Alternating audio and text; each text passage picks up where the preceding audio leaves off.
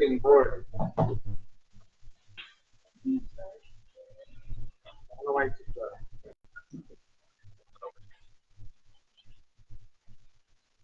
Okay, so I don't know if I remember you. We had a series here a few months ago, and it was basically a historical series from the advent of Zionism in 1882 all the way up until the Nakba period in 1948, and it was divided into 5 sessions that covered certain periods and with a particular cutoff point.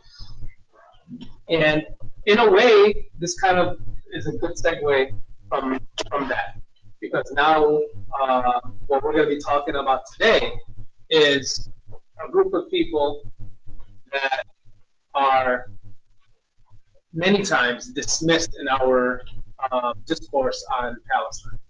And they are the Palestinian citizens of Israel, or better known in Zionist discourse as Arab Israelis or Israeli Arabs. And I'll get into why they're referred to in that fashion. But the reason why that's a significant portion is because they are the real demographic. The Palestinian citizens of Israel are the real demographic. And every single policy that, and every single law and action that Israel engaged in, from 1948 all the way up until the present, has them at the forefront in terms of their thinking, in terms of their policy prescriptions, and so on. And that's why I titled this "Foreigners and Their Ancestral Homeland." That is how they're treated, and that is how they are viewed. And before we get into these Palestinians, I want us to just briefly discuss Zionism and Zionist objectives. So if we were to break down the Zionist project into 3 basic objectives, they would be the conquest of land, the dispossession of the indigenous Palestinians, and the ingathering of Jewish exiles. Basically, conquer the land, get rid of the natives that live there, and installing new people there in their place. These are the basic objectives of Zionism, and we're going to see how the interplay between those objectives and the Palestinian citizens of Israel. So, okay, in 1948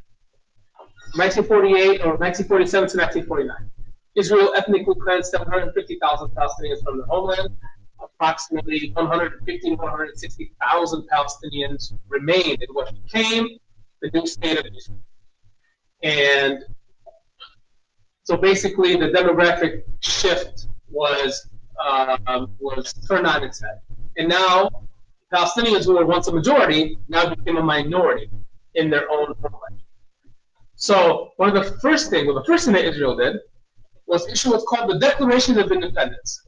Now, I know that I'm willing to bet that the majority of Americans have not read the American Declaration of Independence. I'm willing to bet that a lot of Israelis didn't read the Israeli Declaration of Independence. And those that talk about Palestine, talk about the Palestinian relationship with Zionism, will get into this. But the Declaration of Independence includes 2 principles that are key to understanding the second-class and third-class legal status of Palestinians that remained in what became the State of Israel. So first, the Declaration refers to Israel as a Jewish state committed to the ingathering of exiles. And then there's a contradictory promise. Oh, we promise complete equality of social and political rights of all its inhabitants, irrespective of religion, race, or sex. Notice they didn't say nationality. And we'll get into why that is key later. But that's still a contradictory promise, because you can't call it a Jewish state and focus on the ingathering of just Jews and say that you believe in complete equality regardless of race or religion, because obviously you don't believe that. So there's that internal contradiction from within. The Palestinian citizens of Israel. Now, I'm going to refer to them how they are referred to in Israeli discourse. So you're going to hear me a lot are you going to hear me say the word Arab when I mean Palestinian. But that's exactly how they refer to Israeli discourse. And I'm going to get into in a little bit why that is. But military rule does not just apply to the West Bank as what we know today as the occupied Palestinian territory. Military rule was actually imposed on the Palestinians that remained in what became the state of Israel. And from 1948 to 1966, now I'm going to get into why it's actually 1968, but according to most scholars and scholarship on this issue, military rule was from 1948 to 1966. So this Palestinian Arab community was governed by a military administration that repressed speech, association, travel, and political organizing. And throughout this era, Palestinian Arab politics in Israel was dominated and represented by what are known as Arab lists that were appointed and sponsored by Mapai. Mapai is the political party in Israel that eventually became the Labor Party. The Labor strand of Zionism was essentially in control of the Israeli government up until 1977. So this is the liberal strand. These are the liberals that have imposed military rule. So this military rule extended over all the Arab communities, all the Palestinian Arab communities, basically covering around 85% of the total land area. And it prevented the return of Palestinian refugees. So the military rule was put in place using the emergency regulations of 1945, 3 years before Israel was established. Great Britain, military power in Palestine, the colonial power in Palestine, imposed what are known as emergency defense regulations. And that's where the military rule had its legal basis. And the purpose of the military regulations, the emergency regulations, was to confine the indigenous population and repress resistance to colonial power. So Israel did that to suppress any kind of resistance to its apartheid regime that was put in place in 1948. There was a huge massacre that occurred throughout this period, known as the Kfar Qasim massacre. 49 Palestinians were killed. Most of them were farmer communities returning from work. They were unaware that there was a curfew that was imposed by the military regime. This curfew was imposed. They violated their curfew, unbeknownst to them, and 49 Palestinians, innocent Palestinians, were mowed down, killed. This is within the 1948 areas. Okay. So throughout this period, you had military rule. Now, technically, the vestiges of military rule, where it was transferred from the military to the police, the control, well, actually ended in 1968. So basically, what we can say is this. From 1948 until today, some portion of Palestine was subject to military rule on a consistent basis. Now, some will say, barring a 6-month period, because a lot of scholars say that the military rule ended in 1966. I'm willing to argue that it was 1968. But even if it's 1968, 66, you're talking about a 6-month period from January to June. So what happened in June of 67? Israel conquered the remaining portion of Palestine, the West Bank, including East Jerusalem and Gaza. So, okay. But we need to understand the distinction between two concepts: Jewish supremacy and democracy. These two cannot coexist. But Israel likes to present their governance and their system of laws as encompassing both of these, as though they can coexist. And they absolutely cannot. So, Israel is established based on its own self-definition as an ethnic state. So Palestinian rights, Arab Israelis, are subordinated to the supra-constitutional rights of Jews that live there. So you are inherently, not because of anything you did, but because you are not Jewish, you are inherently below. What does that mean? Jewish supremacy. The same concept that we had here in America for so long. So the Jewishness of the state will supersede the Israeliness of its citizens, and that is why, and that's what this next section is about. That is why Israel always uses these two terms in conjunction with one another, Jewish and democratic. Every single U.S. president has said that. Barack Obama. We need a two-state solution. Israel, that is both Jewish and democratic. Joe Biden. Israel, that is both Jewish and democratic. So it's not just Israeli politicians that say this. U.S. leaders use these two terms together as though it makes sense to us here. But if you imagine if you're in Congress and you present that. America, white and democratic. Do you think that would fly in Congress? But we say it here about Israel as though it's just some normal way of governing, normal structure. There's no inherent contradiction there, but of course there is. Israel has a set of what are called basic laws. So the United States has a constitution, right? You can look up U.S. Constitution. You can look up the text of the entire United States Constitution. Israel does not have a constitution. Israel has what is known as basic laws, a set of basic laws. These act as a constitution in pieces. Okay? Now, there are various basic laws that talk about the Jewish and democratic state of Israel. So you have the Knesset Law 1958. You have the Basic Law of Human Dignity and Liberty, Basic Law, Freedom of Occupation, and the Basic Law, the latest one, Israel, the nation state of the Jewish people. All of these laws talk about, well, the first three talk about the Jewish and democratic nature of the state. There's an interesting one that I want us to go over. The Basic Law, Human Dignity and Liberty. And if you want to Google it now, you can. If you want to look it up later, you can. But there is a term, there's a word that's intentionally missing, omitted from this. What do you think it is? You have human dignity and you have liberty. What don't you have? Equality.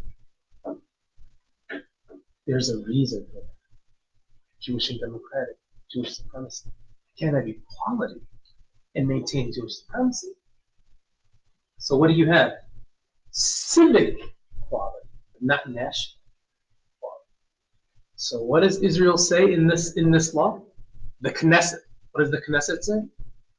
It says that there's an exception, because every rule has an exception, right? There's an exception to maintaining human dignity and liberty. What is that exception? Laws that are befitting of the values of the state of Israel. And this law defines what those values are. What does the top of that slide say? The values of Israel are Jewish and democratic. So if we can put together a law that is meant to preserve the Jewish nature of the state and its democratic nature, which is a contradiction, then we can violate human dignity and liberty. And the Supreme Court of Israel, the High Court of Justice, when this law was challenged by Adala and other human rights organizations, do you know what the Supreme Court said? The Supreme Court said, no, fine, we can read into the law equality, but how do you read into the law? Why not tell the Knesset, hey, you gotta add equality into this. You can't have equality that's constitutionally enshrined. So the court tried to wrestle with this. And a very prestigious judge named Aaron Barak, he expounded in his separate opinion, he expounded on what this means, what equality would mean in this context. And he said this. He said, equality is read into this law, but it's only equality that is consistent with the rights of human dignity and liberty. So long as this is why people hate lawyers, because what the heck are you saying? What he's saying is, Palestinians, you have equality so long as that equality is consistent with your own human dignity and liberty. But anything beyond that, you do not have equality. So we're going to use the word equality, but basically it's equality up to a point. You're equal when it comes to this, but not this, and this. Can't say it like that. So he has to use flowery legal language to make the point. But the Knesset, there's not a single law in Israel that enshrines equality. In the United States, we have what's called the Equal Protection Clause. That's in the Constitution. It does not exist in it. So whenever I approach a member of Congress, I say, what values do you share with Israel, besides the settler colonial ones? But equality is enshrined in the U.S. Constitution, but not in Israel. So you're saying equality is a shared value?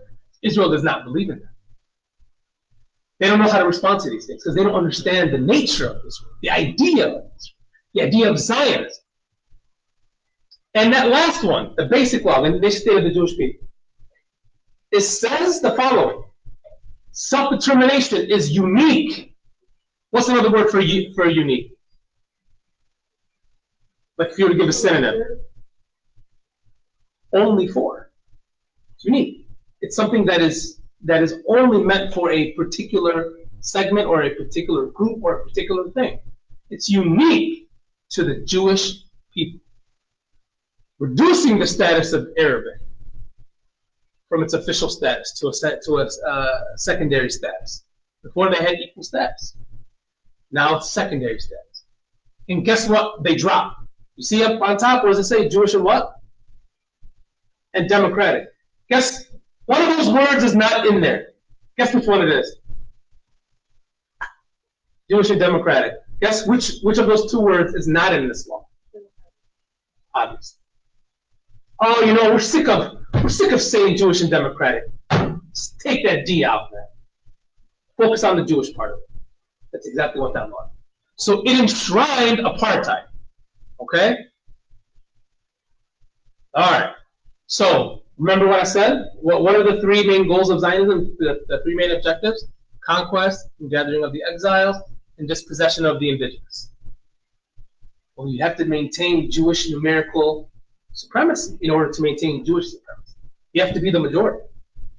Every single law that Israel has put in place, there's over 65 laws that directly or indirectly discriminate against the Palestinian citizens. One of them is the law of return. Every Jew has the right to come to this country as an Ole, a Jewish immigrant. Now, don't mistake this for an immigration law. And I see some scholars that talk about the law of return as though it's an immigration law. It's not an immigration. What is an immigration law? When we think of immigration, let's just try to use common sense. When you think immigration law, what comes to mind? A foreigner coming to a land to take up citizenship through a legal process, right? I mean, that's what it would imply. But this is saying, no. Where do you live? You live in Poland? What are you, a Jew? Oh, come on. Immediate citizenship. Immediate. Oh, you live where? You live in Nigeria? Oh, you're not a Jew? You got to go through a long process. That's not how immigration law works. So this is a law that's meant to enshrine Jewish supremacy. That's the point of this law. Because it excludes who? Palestinians. It excludes who? Palestinian refugees. And that's why if the court of Israel, the Supreme Court, if it ever read into the law national equality for Palestinians and Jews, if it ever said Israel is the nation state of all of its citizens as opposed to the Jewish people, then the law of return would make no sense. It would actually be abolished. They would effectively rescind the law of return because it applies to one group and explicitly excludes another. And that is why Israel enacted a second law, the citizenship law. Now, there's a misnomer. When you look it up, it'll pull up as the correct. And I talked to a Hebrew scholar on this to be sure of it. It is in fact the citizenship law, not the nationality law. But when you read it online, it pulls up as a nationality law. It's a citizenship law. So what does the citizenship law say? If you were not present in the territory that eventually became the state of Israel between May 1948 and 1952, you cannot claim citizenship. Who does that exclude? Come on, you guys should be able to answer this now. 750,000 Palestinians. That's what that's for. It's meant to erase refugees. You can't come back. This is meant for those that remain. Okay, 150,000, fine. We'll deal with that. But if you're an Ole, a Jewish immigrant, you can use the law of return. You don't need the citizenship law. That's meant for the others, secondary, the lower status people. You, Jewish people, you're on a different plane. You're on a different constitutional level. You don't have to go through this naturalization process. You come, you become a citizen. And there's another law, Citizenship and Entry into Israel Law, 2003. This is a temporary law that was renewed. It has been renewed every single time up until today. There was a short period of time where it wasn't renewed, but that's for political reasons. We don't have to get into that. But it's basically still law. And what is that meant to, what was that law meant to do? To deprive Palestinians that live in the West Bank and Gaza from ever marrying another Palestinian in the 1948 area and coming there and taking up citizenship. Why? Because Israel has to maintain what? What's the top say? Jewish numerical supremacy. Can't have more Palestinians. But we can't say that. So what do we say? Security for security. And that's how we get away with it, using law. We can hide our racism using law. And that was the purpose of this law. Okay. Now we get into that fundamental distinction that I talked about briefly. Nationality and citizenship. In the United States, on paper at least, there is no distinction. You're a citizen of the state, you're a national of the state. Civic nationality, that's how you relate to the state. If you're an Irish American, Arab American, Asian American, African American, doesn't matter what kind of American you are, so long as that second part of the hyphen is American, whether you got it through birth, through naturalization, whichever process you went through to get your citizenship, the moment you are a citizen, you are equal, there's that word, equal under the law in every respect. Israel, can't be equal. Because equality means we can't maintain Jewish supremacy. Equality means that every single right that Jews have, you also have. No. So Israel makes a distinction between nationality and citizenship. And if you love reading legal opinions, has anybody here ever read a legal opinion? Like, from beginning to end? Okay. Maybe, okay. I would highly recommend reading these two legal opinions from Israeli Supreme Court. They're both translated into English. I wish I knew Hebrew because I would know it in a more technical way, but they are translated into English. And if you read them, you will see how the court struggles to reconcile citizenship and nationality. They get into philosophical discussions about what nationality means, how citizenship is. There's cultural citizenship. There's national citizenship. There's civic relationship to the state and what that entails. They're just philosophizing in creating confusion for themselves. Why? Because if Israel recognizes another nationality, that would mean that Jewish supremacy is at an end. So Israel makes a distinction between Israeli citizenship and nationals of the state. So let me give you an example. The JNF, the Jewish National Fund. It's one of Israel's parastatal organizations, quasi-governmental organization, JNF, World Zionist Organization, Jewish Agency. These are Israel's parastatal organizations. The JNF charter says that obtain land for the benefit of the Jewish people in perpetuity, or something like that. Jewish people, not the Israeli people. So the court understands if we recognize an Israeli nationality, just like there's an American nationality, you're all American, doesn't matter what the first part of the hyphen. You're all American, you're all equal. In Israel, you're all Israeli, you're all citizens, you all can vote, but you're not equal. So Jews can benefit from these parastatal organizations. The Jewish National Fund, acquire land, they get better zoning, they get better developmental planning, they have access to more territory. All of these rights that flow from your national status, not your civic status. So this is how apartheid it plays into the 1948 area. When we talk about apartheid, we only think West Bank, Gaza, East Jerusalem. We forget about Palestinians that live within Israel. Apartheid plays in a much more clever, legalistic way there. So these two opinions, the court pretty much said there is no such thing as Israeli nationality, because basically the moment that we recognize Israeli nationality, that means there's no more Jewish nationality. And when there's no more Jewish nationality, there's no more Jewish supremacy. When there's no more Jewish supremacy, there's no more Zionism. When there's no more Zionism, there's no more Israel as a racist endeavor. And we cannot sound racist, but we also can't sound stupid. So we have to try to reconcile it, and they did a terrible job at trying to do so. Okay.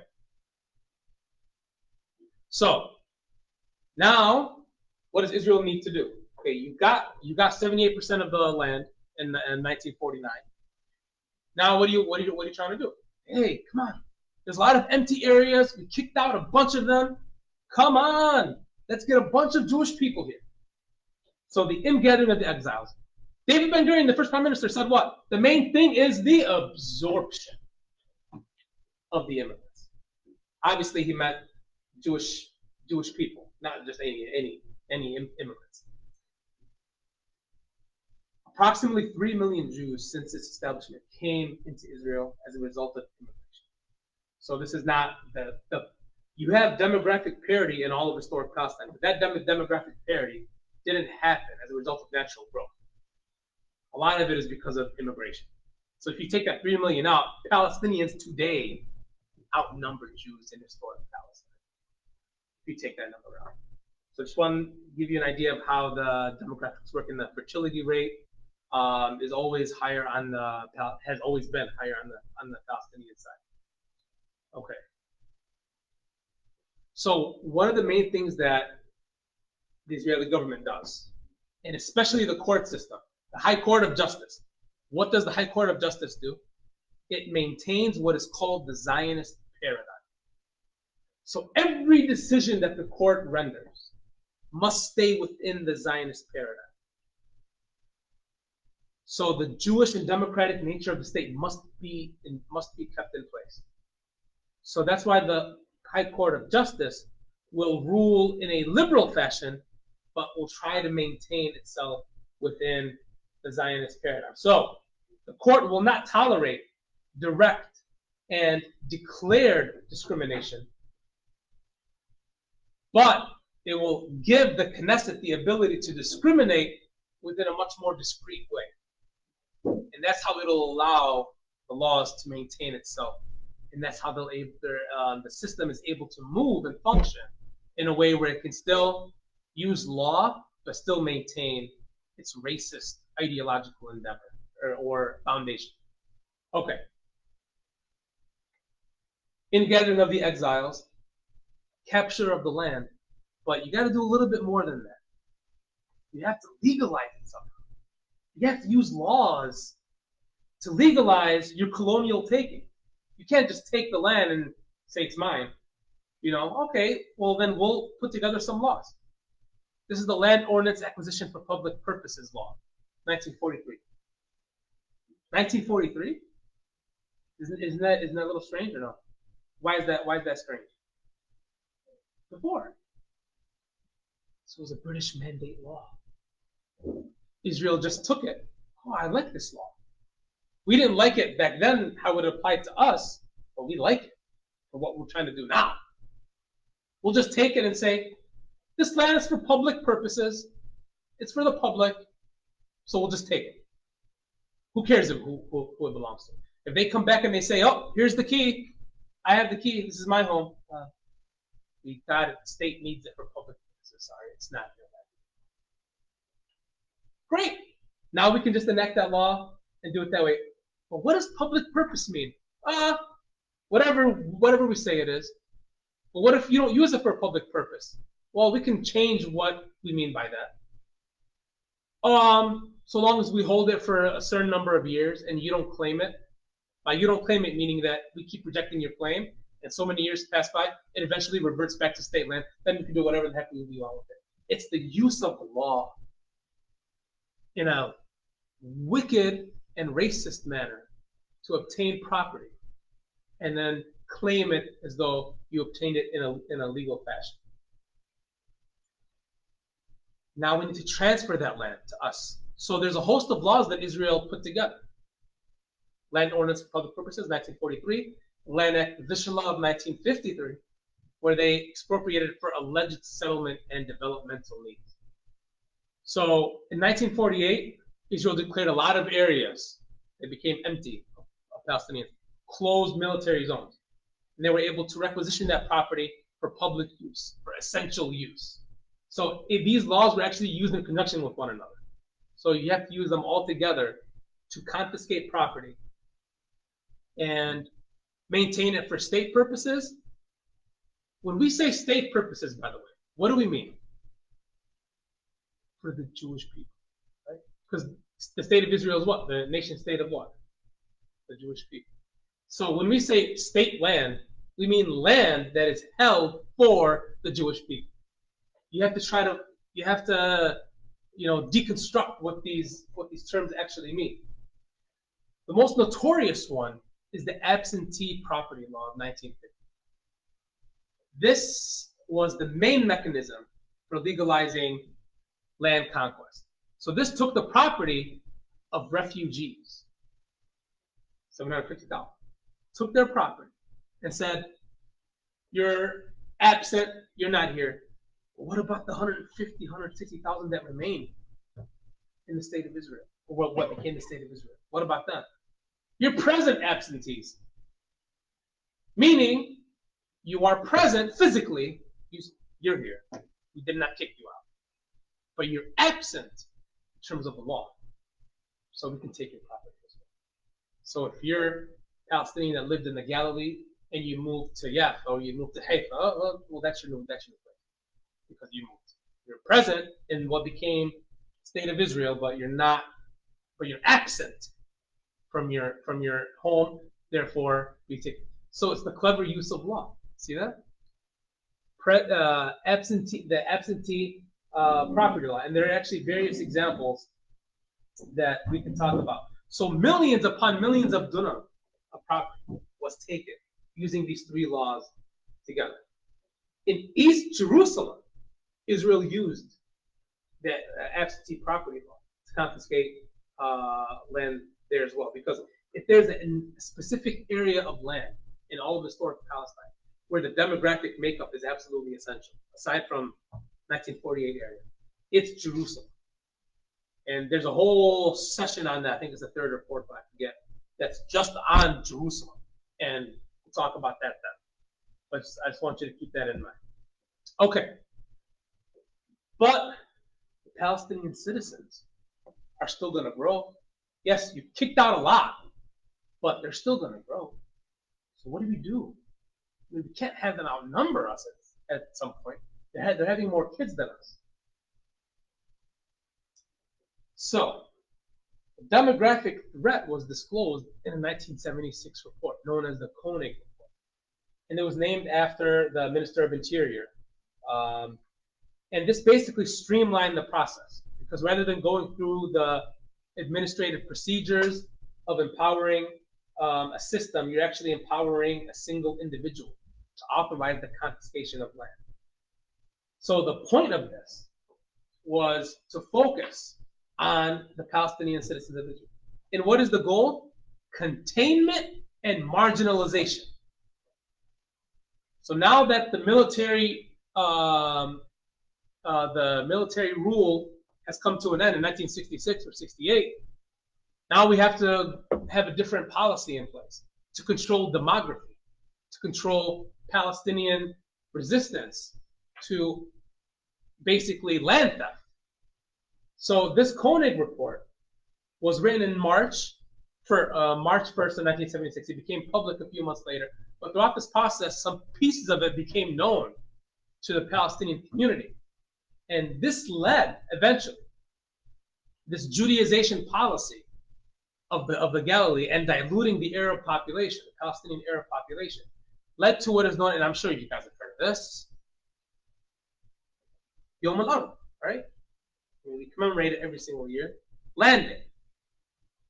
That's how we have to understand Land Day. It's within that same environment. Things don't just happen in the vacuum, right? So this led to the shooting of 6 Palestinians by the Israeli police. And this was actually the first general strike that developed into mass demonstration since 1948. So this was a collective movement. And that's why we commemorate it, because it signified a shift in the psyche of the Palestinian citizens of Israel and their collective attachment to the larger Palestinian struggle for liberation. No longer viewed as a segment that is not part of this larger group that is heavily affected by the Zionist regime. Okay. So Israel uses a clever legal system to maintain its control of the Palestinian citizens of Israel and to maintain their second and third class status. Now, how do you maintain their movement into areas throughout what became the state of Israel? You have to use more laws. You have to put together a system that can deny using law, even though we understand the underlying purpose is to deny integration, to deny Palestinians from living throughout the entire area of Israel. You want to keep them segregated and isolated and contained, right? So Israel put together what is known as admissions committees. So this mechanism, admissions committees, they're bodies that select applicants for housing units and plots of land in what are known as agricultural and community towns in Israel. The goal is to filter out the Arab applicants from future residents in these towns. And it's also used to exclude other marginalized Jewish groups like the Mizrahi, the Arab Jewish community. Remember, Israel has a hierarchy. It's not just Jews, Palestinians, and the rest. It's Ashkenazi Jews, Sephardi Jews, Mizrahi Jews. So you have this hierarchy there as well. That Mizrahi Jews are a marginalized community in Israel. So these committees operate in 695 agricultural and community towns, and they account for approximately 69% of all towns in Israel and around 85% of all villages. Each committee includes a senior official from the Jewish Agency or the World Zionist Organization. What are these organizations again? They're national organizations. They operate for the benefit of who? Not the Israeli people, the Jewish people. So you can see what the purpose of these committees are. The admissions committees use a standard known as the suitability standard. So, is this candidate that wants to apply to live in these towns, is this candidate suited to social life in a small community or agricultural settlement. There are bylaws in some of these communities that say, does this candidate express loyalty to the Zionist vision? Because if this candidate does not, he will not be admitted, or she will not be admitted. What's the likelihood that Palestinian Arabs will fit this description? Pretty likely. So what is the purpose of the admissions committee? To discriminate against the Palestinian citizens. So the whole purpose of it is, all right, you're not suitable. You don't fit the suitability criteria. You can't live in this town. That's racist. No, that's what the law says. And we didn't say that we're not letting you live here because you're Palestinian. We're saying that you're not suited to the social life of that community. So you're saying that community is Jewish and I'm not, so I don't fit? Yeah, but we're not going to say it like that. We're going to say you just don't fit. We don't need to explain ourselves further. We didn't say loyalty to the Jewish vision. We said the Zionist vision. So the word Jewish is not in there. But the discrimination is blatant. Did you have a question?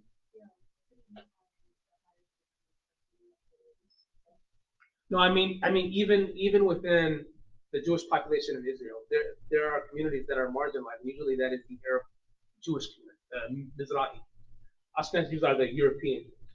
So there's the different Jewish communities that are within Israel. Marginalized, like taken, they're obviously above Palestinians, but they take a lesser role in the laws still apply to them in an equal way, but they're marginalized in terms of how the laws are implemented.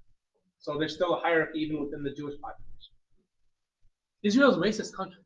Like this is not surprising. Okay, so as a result, Palestinians are confined. How would you read this? There's a law called Israel's lands. Israel's land. What is Israel? It's the nation state of what? The Jewish people. What's another way of saying Israel's land? Jewish land. But that would sound what? White lands, Anglo-Saxon lands. Imagine if that was said. No, can't say it like that.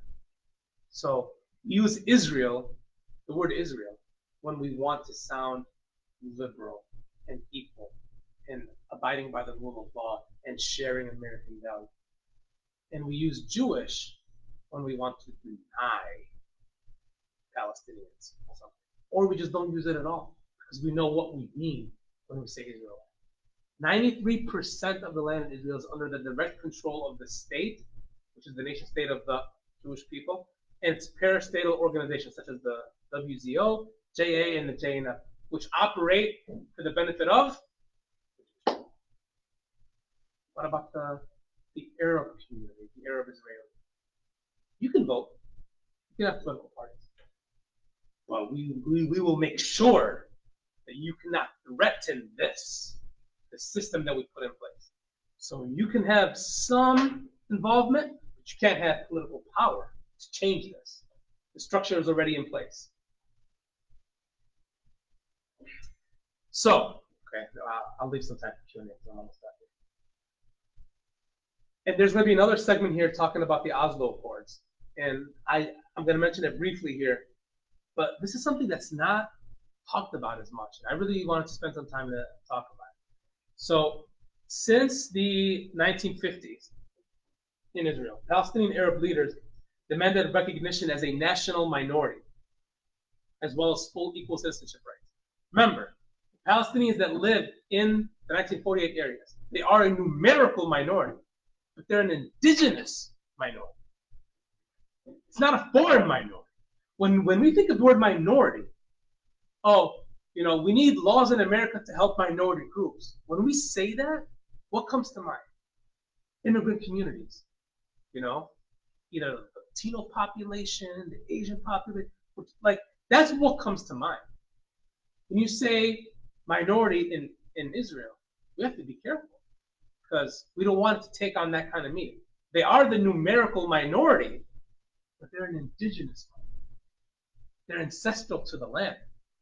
And they didn't come from some faraway place. And can I please live here? No, we've been here before you. You took our lands, took our people. Now you're imposing a new system on us, on our expense. See? That we need to change the frame. So the suppressive policies that came after, during the period of military rule and after that, have led to demands that are to become coherently expressed in later stages. So in the 1980s, as a result of the establishment of a new era political party, and this is where Palestinian political parties came to be formed in Israel, that marked the rise of this kind of thinking. And the first sign of this shift was in the late 80s, and the Palestinian community ultimately were able to lead this process into what became known as the Future Vision Documents, which was published in 2006 and 2007. 3 of these documents share the premise that the Palestinian minority in Israel is an indigenous people. So they emphasize the indigeneity of the Palestinian people in Israel, and as such deserve a special regime of rights as a result of this status. So the rights that derive for them are not because they're citizens of the state, but because they're indigenous to the land. They're natives to the land. So these future vision documents called for what's called a consociational or multicultural democratic government. And basically the demands are to transform the system from within as a system that doesn't privilege one group over another, but a system of equality and equity. And basically what this does is it abolishes the Zionist paradigm. You can no longer have a system that says, because you're Jewish, you deserve this. Instead, because you are living here and you're a citizen, you deserve this. That's how the system should operate. Do you know what that is? That's the American values that Congress talks about. But they hate it in this context. Because what does this mean? The destruction of what? Zionist vision. The Zionist vision calls for a hierarchical system of rights. This calls for equality, a basic American value, what members of Congress would say, what our president would say.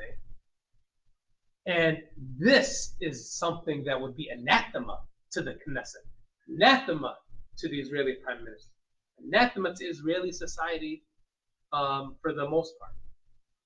So I'm highlighting this because we have intellectuals on our side. We're not just some Palestinians that just work and go home, and we are thoughtful people and intellectual civic leaders and other members of the community came together and put together these future vision documents. I recommend that you read all 4, and they're listed there.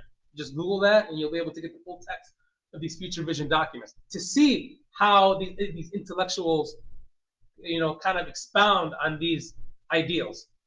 But what led to this? What led to these future vision documents? Another session, it's going to be a totally different session, for the Oslo Accords.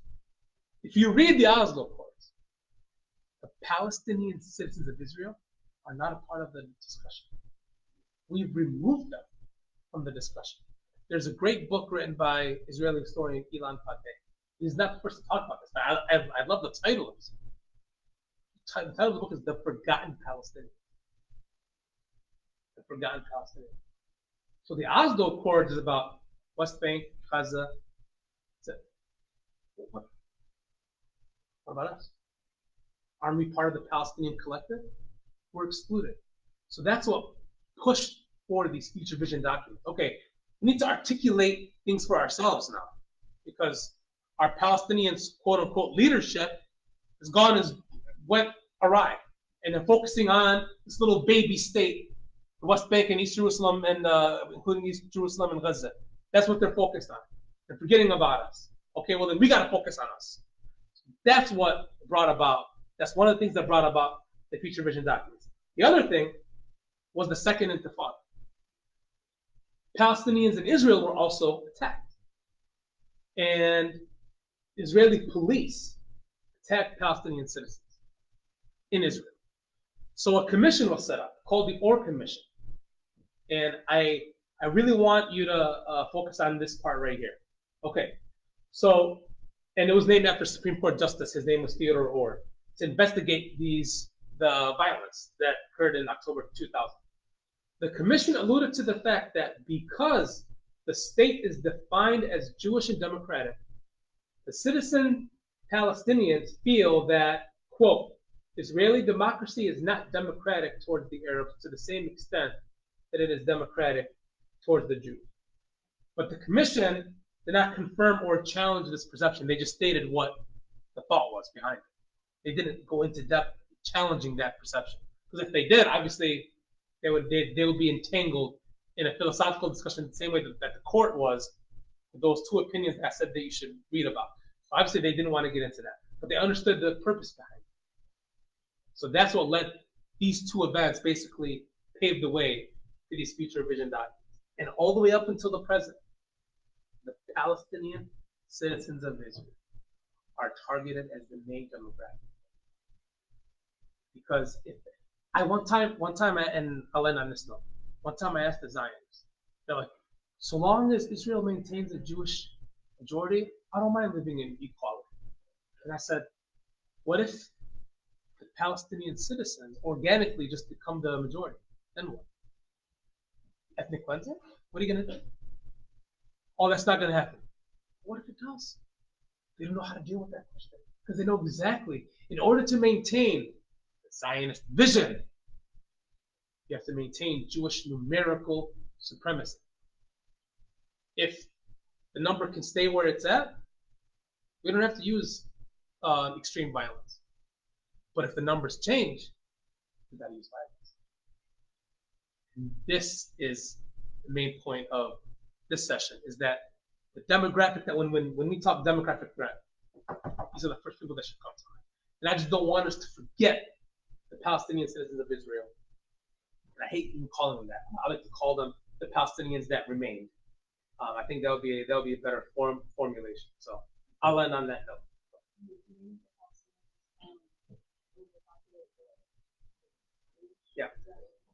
Yeah, because right now, the Arab Israelis make up 20% of the population. They're about 2 million, and there's about 7 million Jews. But within all of historic Palestine, you have demographic parity, right? You have about 7 million Jews in Israel, about 700,000 Jewish settlers in the West Bank. You have about 2 million Palestinians in Israel, 2.3 million Palestinians in Gaza, and about 3.4 million Palestinians in the West Bank. You add those numbers up, you got demographic parity. And we're not even talking about the refugees that live in the vicinity. And worldwide, actually, it's dead even worldwide. Palestinians are about 14.5 million people. Jews are about 14 to 15 million as well. Probably even 16 million. It's very, very close. But more Palestinians live closer to Palestine than Jews. Because, I mean, quite frankly, if you take out Tel Aviv and New York City, you took out like 40% of the Jewish population or something. I mean, I'm that serious. Like it's a significant amount. But Palestinians, there's a lot of them in Jordan, Syria. I mean, the surrounding. I mean, Jason Salman Abu Sitta actually did a huge study on this and said that about 85% of the refugees, somewhere around there, are about 100 miles away from their homes. It's literally a 2-hour drive. 85% of refugees to go back to their homes. Like it's nothing. So, yeah, I know that went beyond the question. So and the Oslo Code, I know you have a lecture coming on that one, but just curious because I may not be there at that time. Why they were ignored? Is it because of the fear that they come? No, the political pressure. I mean, the Oslo Accords basically conceded 78% of historic Palestine. Yasser Arafat pretty much said the negotiations, the so-called negotiations that we've been having for 30 years, it's nothing to do with hey, Galilee, it's nothing to do with it. It has everything to do with the West Bank, including East Jerusalem and Gaza, the remaining 22% of historic Palestine. The division was about 22% of the whole. 78% was already given, conceded. Fine, you conquered it, you beat us, it's yours. So, and who belongs in that 78%? Them. These Palestinians. We've been forgotten. Okay, we got to think for ourselves. We have to articulate our vision, future vision, ourselves. So that's the impetus. In terms of, I think your question was why. If you tell me why did we even sign this, I would say I don't know. I don't think anybody's giving me a good answer on that. When I've asked scholars, I asked Rashid Khalidi that question. I asked them, like, why did Yasser Arafat sign that? Do you know the inside baseball behind that? Does he even know English? No. It's an English. It was written in English. He signed an English document. Now he did have a lawyer from here, Francis Boyd. He wrote a book. We actually have it in our office. He was his attorney. He wasn't there for the negotiations, but I think he gave him text. And I think Francis Boyd told. I heard him speak. He said, "I told Yasser Arafat, don't sign this." He ended up signing. You asked me why? Huh? I think it was a pressure. I think it was a pressure on him. To get them so we can get into this, or you get nothing. I know this is not part of this topic, but I mean, I have my theory. My theory is, and I can't back it up, but it's just my theory. My theory is that he was tired of living in exile. Didn't want to be in Tunis anymore. He wanted to come back and live amongst his people. And he felt the only way he can do that is to succumb to the pressure and actually agree to this.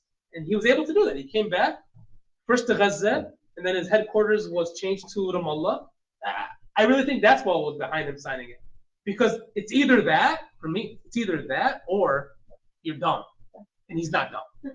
I don't think he was dumb. He was an intelligent, very smart individual. So it can't be stupidity. It can't be. Yeah. But it's either that or that. I mean, I can't think of a third. I don't know.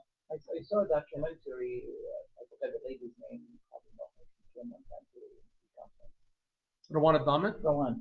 Yeah. Yes. And I met her. I talked to her. I think she'll give you a good answer. Yeah, and she did a lecture on it.